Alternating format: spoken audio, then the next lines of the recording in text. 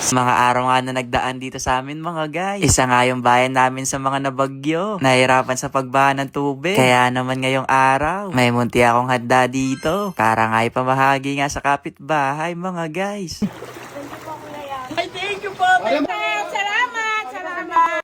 Di muna pala ako mangingisda ngayon mga guys. Kasi ngayong araw nga mamamalengke muna tayo. Na hinahanap ko nga yung mga isda dyan. Mukhang nagtatago Pero nandito lang pala sila sa Gedli. Kaya mamaya kayo sa akin. Chot! Ilang araw na rin pala kaming baha dito mga guys. Na sa totoo lang, sobrang nagtagal nga yung baha dito sa bayan namin. Na napakahirap kumilos. Ang daming naapektuhan lalo na yung mga naghanap buhay. Habang tumatagal kasi mga guys, medyo tumataas yung tubig. Na napadalas nga yung pagbaha sa amin ngayon. Kasi nung nakaraang taon, binahari kami dito. Na actually mga guys, bata pa lang talaga ako, bahain na yung bayan namin. Na nagsasakyan na lang din pala kami. Kasi mukhang hindi kakayanin kung magmumotor. Na nakita ko nga itong libreng sakay. Pwede pa sakay po. Chot! Sobrang nahihirapan na nga yung mga bumabiyahe dito sa amin. Kasi sobrang taas na nga ng tubig. Kaya yung ibang mga guys, kanya-kanya nga diskarte na lang. Para lang makadaan. Na makalipas nga ng ilang minuto mga guys. Nakarating na rin kami dito sa palengke. Na dito kasi kami mamimili ni mama. Na yung una ko nga naisip na ipamigay mga guys sa iklog. Na marami na rin kasi yung isang tray. At saka halos yung nasa relief mga guys, dilata. Noodles. Kaya para maibang mga guys, iklog muna tayo.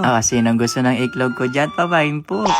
Ang dami ang itlog ngayon sa sasakyan. Kaya sana di mataob mamaya pag-uwi. Pagkatapos nga makabiling itlog, dumiretso nga ako dito kay Kuya na nagtitinda ng bigas. Na di na pala ako bumili ng isang malaking sako. Ito na yung binili ko, yung mga cute size. Kasi para hindi na nga tayo mahirapan sa pagre-repack. Baka kasi kapag sineperate pa nating balot to mga guys, mahulog yung bigas sa baha.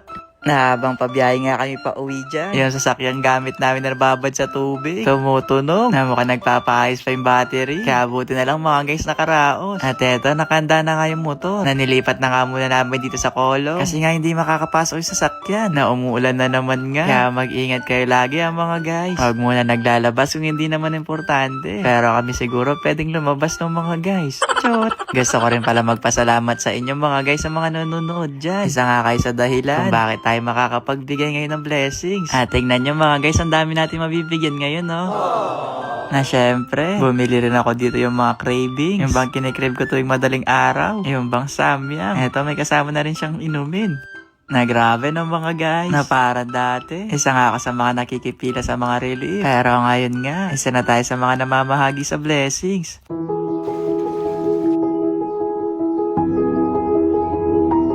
Thank you po, thank you, Kuya. Salamat, salamat, salamat sa bigas. Ay, kan. Ay, kay Leslie.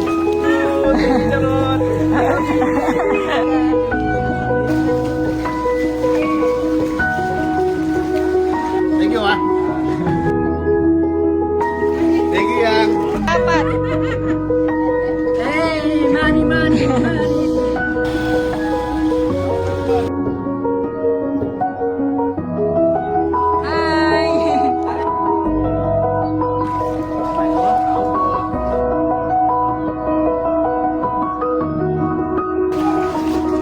Alam nyo mga guys, sa pagpunta ko nga sa bahay-bahay ng mga kapitbahay ko, dito ko na-realize, mas mahirap pala talaga yung sitwasyon nila dito. Pero kahit ganun pa man, pinipili pa rin nilang umiti.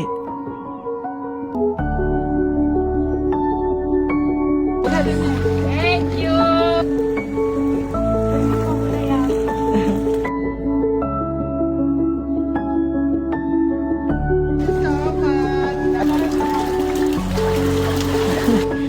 Ay, thank you po. Thank you sa lasyon.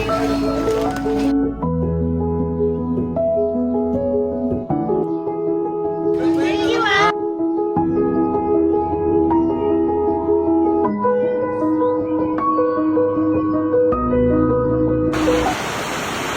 Nako mga guys, umuulan na naman dito. Napahinto-hinto nga yung ulan. Kaya laging mag-ingat. Na naubos na pala na pamili natin kanina. Basta ayun lang. Bye-bye!